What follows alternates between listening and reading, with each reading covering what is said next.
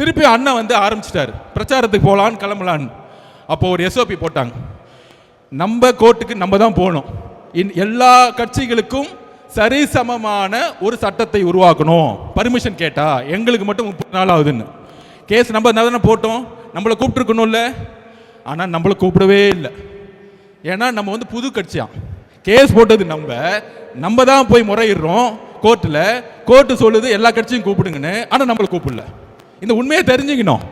உடனே எஸ்ஓபி போட்டாங்க. அந்த எஸ்ஓபி பேர் என்ன தெரியுங்களா? சொல்லுங்க நீங்க.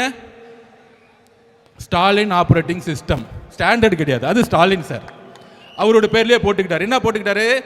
அவரு மட்டும் அவர் பையனை வச்சு எத்தனை இளைஞர் மாநாடு வேணா போட்டுக்கலாம், வாரத்துக்கு ஒரு மாநாடு போகலாம். ஆனால் நம்ம ஒரு மாநாடு போறதா இருந்தா ஒரு 100 கொஸ்டின் வரும். அந்த கொஸ்டின் நிரப்புறதுக்குள்ள 15 நாள் ஆயிடும். நம்ம தலைவர் வெளியே ரோட்ல இங்க வந்தா 50,000 பேர் கூடுவாங்க. கூடும் பொழுது காவல்துறை வந்து ரோட சரியா ரெகுலைஸ் பண்ணலன்னா திருப்பி மக்களுக்கு ஸ்டாம்பீட் ஆகிறதுக்கான ப்ராப்ளம் இருக்கும். அதனால தான் நம்ம தலைவர் ஒவ்வொரு இடத்துக்கு வரத்துக்கு யோசிச்சுக்கிட்டே இருக்கிறாரு. அவர் வெளியே வரத்துக்காக யோசிக்கல தம்பி, மக்களுடைய பாதுகாப்புக்காக தான் அமைதியாக உட்காந்துட்டு இருக்காரு. ரொம்ப தெளிவாக நான் பதிவு பண்றேன். அவர் நடக்க ஆரம்பிச்சிட்டாருன்னா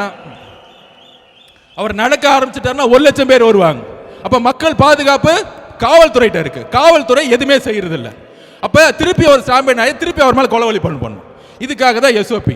அப்பதான் முடிவு பண்ணோம், ஒவ்வொரு ஊரும் 15 கிலோமீட்டர் தள்ளி காட்டுல நிர்வாகிகள் மீட்டிங் வெறும் 5000 பேர் வச்சு அண்ணனை வந்து இன்னைக்கு பிரச்சாரம் பண்ணிட்டு இருக்கோம். இப்ப இந்த திமுகவுடைய சூழ்ச்சி உங்களுக்கு தெரியுதா? எதனால நம்ம பிரச்சாரம் பண்ண முடியலன்னு?